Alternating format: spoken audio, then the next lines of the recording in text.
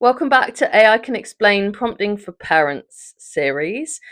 In this part, we're going to be looking at how to use AI to write quick bedtime stories. Okay, so in this video, I'm just going to show you how I sometimes use generative AI to generate bedtime stories. For instance, if they're sick of all the books that we've got, or they just want something a little bit different, or they want something personalized, I sometimes, in this example I'm showing you, I haven't given their names, but I do sometimes give their names, so it's really personalized. And I've, over time, kind of figured out what bits they like out of certain books, or what they've liked out of what we've generated in the past. So they quite like having a riddle to figure out. And you can also, as I've done here, ask it to generate an image for them to look at while I'm reading. So here's the image that it's generated. You could get more specific. You could ask it for certain color schemes. You could ask it to be in different styles.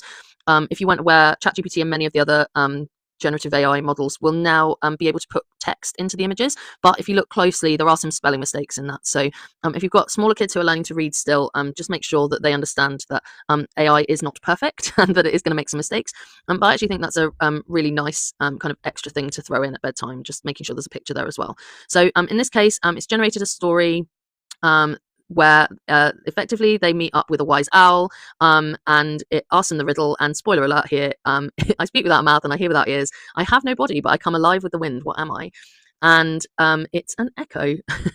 And then they continue their adventure.